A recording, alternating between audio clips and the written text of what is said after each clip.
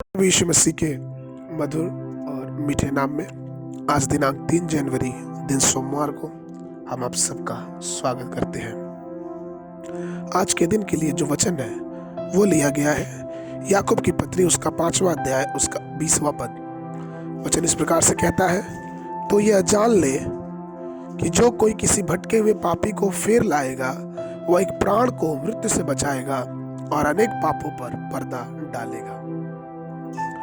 प्रभु में मेरे प्रिय लोगों, परमेश्वर का वचन बताता है कि परमेश्वर हमें हमेशा ही उस गड्ढे में गिरने से रोकता है। उसका सुसमाचार काफी है, उसका संदेश काफी है, उसका वचन काफी है हमें मृत्यु से बचाने के लिए।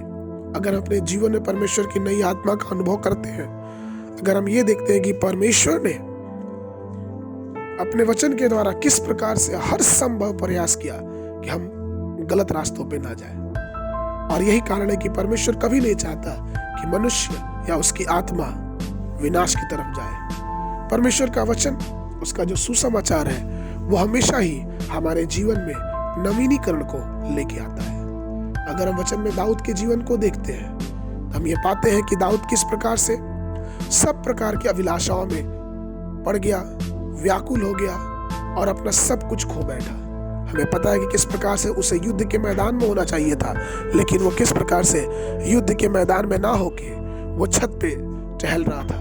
किस प्रकार से उसने बैतसैदा को, जो कि दूसरे की पत्नी थी, अपने घर बुलाया। किस प्रकार से उसने व्यभिचार किया, उस स्त्री के पति को उसने मरवा दिया। और किस प्रकार से बुरी बातों में, बुरे रास्तों में, चूंकि एक परमेश्वर का अभिषिक्त होने के बाद भी वो किस तरह से बुरी बुरी बातों में वो फंस गया।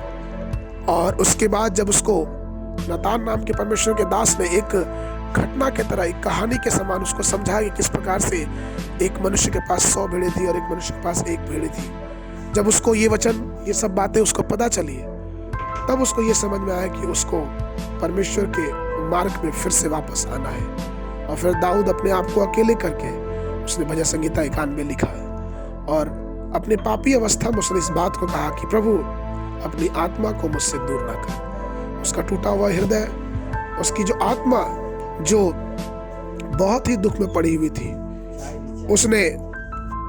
उसने ये जाना, उसने ये देखा कि किस प्रकार से जब हमारा जीवन अलग रास्तों पे चलता है तो हम परमेश्वर की दया को खोने लगते हैं। और प्रभु मेरे प्रिय लोगों, इसलिए परमेश्वर हमेशा ही हम पापियों को बचाना चाहता है।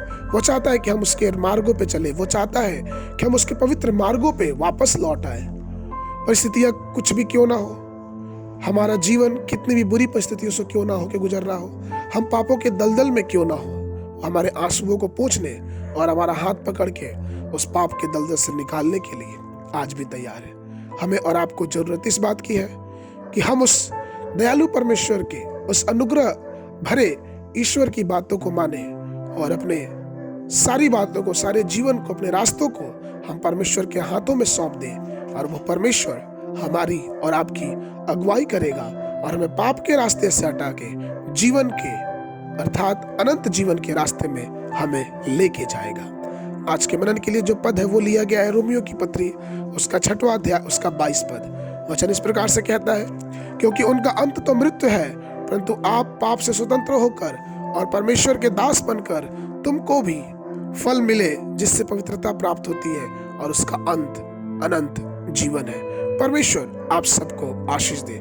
अगर आपने इस वर्ष बाइबल पढ़ना प्रारंभ किया है तो आज का जो पाठ है वह है उत्पत्ति की पुस्तक उसका 7, 8 और 9 अध्याय, और संध्या के समय मत्ती रचित सुसमाचार उसका 3रा अध्याय। परमेश्वर आप सबको आशीष दे।